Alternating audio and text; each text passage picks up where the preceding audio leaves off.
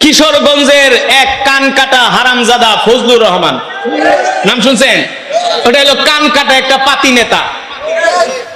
এই পাতি নেতা আলেমদেরকে অকাথ্য ভাষায় গালাগালি করছে।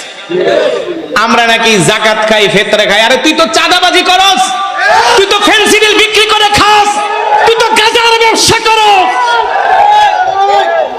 আলেম ওলামাদেরকে গালি দেস, এত বড় সাহস কে দিয়েছে? আলেম ওলামারা হলে দেশের জাতির শ্রেষ্ঠ সন্তান, ঠিক কিনা বলেন?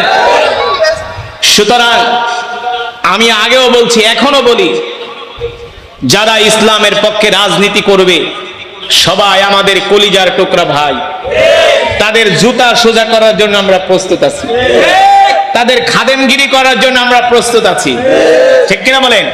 কারণ আসমান যার, বিধান চলবে মালিকের বিধান, মালিকের জমিনে কায়েম করার জন্য আমাদের এই প্রচেষ্টা, আমাদের এই মেহনত, ঠিক কিনা বলেন?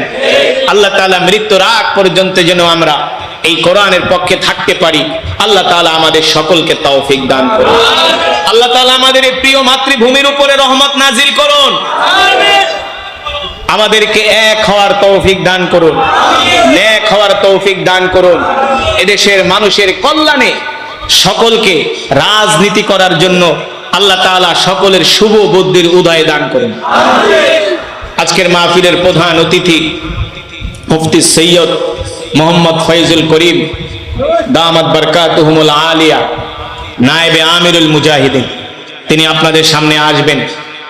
আপনারা মাগরিবের পরেই কোরআনের মহব্বতে জমি জমি বসে বসে কোরআন শুনেছেন, কেমন লেগেছে?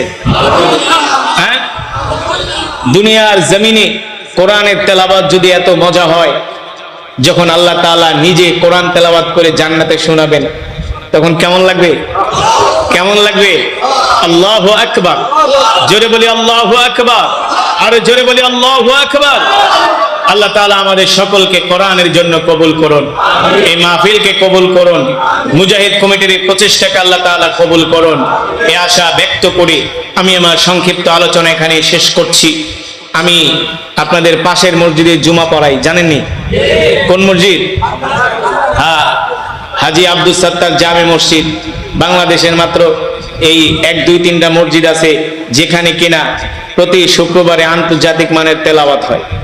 বাংলাদেশে আর কোনো মসজিদ নেই, থাকবে কোত্থেকে? কারি সাহেবই তো নাই। বাংলাদেশে ওয়াজ করার হাজার হাজার বক্তা আছে, কিন্তু কেরাত পড়ার 5 জন কারি সাহেব নাই। কেরাত পড়া এত সোজা না, কেরাত পড়তে বহুত সাধনা। 30 বছর লাগছে এই তেলাওয়াত শিখতে। এই তেলাওয়াত শুধু বাংলাদেশে না, সে মিশর থেকে পড়ে আসছি। সুতরাং আপনারা মসজিদে যাবেন, হাজী আব্দুল সত্তার জামে মসজিদে জুমা পড়ার জন্য যাবেন, 1-10 জনকে নিয়ে যাবেন।